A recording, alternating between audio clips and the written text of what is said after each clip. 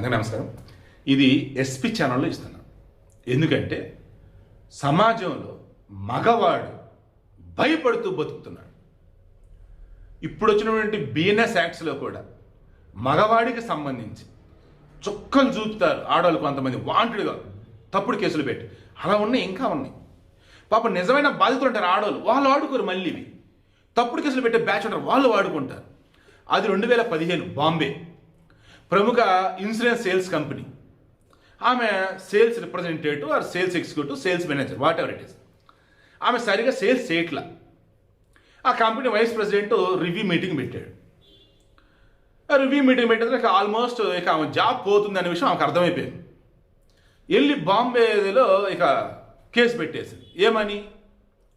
ఇదిగో అతను నన్ను పదే పదే తన యొక్క చెస్టా బ్రెస్టా పైన నన్ను అదే విధంగా చూస్తున్నాడు, పదే పదే చూస్తున్నాడు, ఒంగొంగు చూస్తున్నాడు, అందరి ముందు నన్ను ఆ చూపులతో నరకం చూపించాడు నాకు.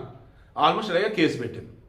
సెక్షన్ల పేర్లు కాదు కానీ దాన్ని ఏమంటారు, ఏం కేసులు బాధ పెట్టారో చెప్తా. లైంగిక వేధింపులు, వోయరిజం అంటారంటే తొంగి చూడటం అంటాం. అది మహిళల యొక్క భద్రతకి ఇబ్బంది కలిగించడం, అంటే మహిళలకు సంబంధించి సెక్యూరిటీ లేకుండా వాళ్ళని ఇబ్బంది పెడుతున్నట్టు అనుకోవచ్చు. ఓకేనా? మహిళల భద్రత విఘాతం, సింపుల్. ఓకే, ఈ 3 సెక్షన్ల కింద కేసు పెట్టారు. అతను కంపెనీ వైస్ ప్రెసిడెంట్. 2015లో కేసు. ఇప్పుడు తీర్పు వచ్చింది. ఈ బాంబే సంబంధించి నాగ్పూర్కు బెంచ్ ఉంటుంది అనమాట, హైకోర్టు. వాళ్ళు తీర్పు ఇచ్చారు. మొత్తం క్రాస్ చెక్ చేసినప్పుడు ఏమన్నారు తెలుసా? అతను ఏమ్మా నువ్వు ఎక్కడన్నా ప్రైవేట్ స్పేస్లో ఉంటే సడన్గా వచ్చి డోర్ తీసాడా? లేదు. తర్వాత ఏమో నువ్వు డ్రెస్ ఏదైనా మార్చుకుంటూ ఉంటే అతను వేరే సైడ్ నుంచి తొంగితేంగేమో చూశాడా? లేదు. అమ్మ నిన్ను అతను ఎక్కడైనా తాకాడా? లేదు. అమ్మ నిన్ను అతను ఏమన్నా అన్నట్టు అందరి ముందు? లేదు. మరి అలాంటప్పుడు ఇవేట వేధింపులమ్మా? నువ్వు వేసుకున్న బట్టలు ఉంటాయి కదమ్మా, సో అవి ఆడుగా ఉన్నాయి, ఎలాగైనా ఉన్నాయి. అతని మీద అతను చేసుకుంటున్నాడు. నీతో మాట్లాడేటప్పుడు నీకెళ్ళి కదా చూసి మాట్లాడాలి. నీకెళ్ళి చూసి మాట్లాడుతున్నప్పుడు అతని కళ్ళు నేను అక్కడే చూస్తున్నాయి, దానివల్ల నీకు ఇబ్బందిగా ఉంది అని నువ్వంటే మేము కేసు తీసుకోవాలా? అతను జైల్లో వేయాలా? కరెక్ట్ కాదు కదమ్మా. మగవాళ్ళని కొంచెం బతకనేయండి అమ్మా అని కేసు కొట్టేశారు. ఇవిడే కండిషన్ మీకు అర్థమైందా? రీసెంట్ టైమ్స్లో కొన్ని తీర్పులు వచ్చాయి. ఆడవారిని తదేకంగా అలాగే చూస్తూ ఉంటే చూపులతో మీరు కనుక వాళ్ళని ఇబ్బంది పెడుతూ కేసు పెట్టవచ్చు. ఎలా అది?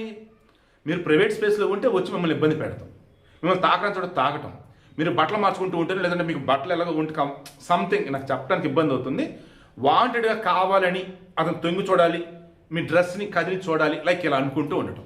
అంతేగాని ఆఫీస్లో అందరూ ఉండంగా నీ వైపు చూస్తూ మాట్లాడితే ఇక అతను నా ప్రైవేట్ పార్ట్ చూసి మాట్లాడుతున్నాడు, నన్ను అసభ్యంగా చూస్తున్నాడు, నన్ను వేధించాడు, తొంగి చూసాడు అని కేసు పెడితే అది ఎట్ట కేసు అమ్మా అన్నారు. దండం పెడతాను ఆడవాళ్ళకి. తల్లి, మగోళ్ళు మంచోళ్ళు ఉన్నారమ్మా, వాళ్ళని బతకనివ్వండి. తప్పుడు కేసులు పెట్టి వాళ్ళని మాత్రం బలి చేయకండి ప్లీజ్. అండ్ ముఖ్యంగా మరి మగవాళ్ళు మీకు చెప్తున్నాను రా బాబు, తప్పుడు కేసులు పెట్టి ఆడవాళ్ళకి సపోర్ట్ ఇచ్చి తప్పుడు కేసులో మగవాడిని బలి చేయకండి రా ప్లీజ్ రా.